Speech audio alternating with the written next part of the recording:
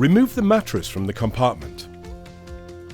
Unstick the opening panel from the Velcro dot and clip the buckles back together. Zip up the opening panel. Undo all Velcro straps on all 4 sides. Separate the front panel from the side panels. Separate the side panels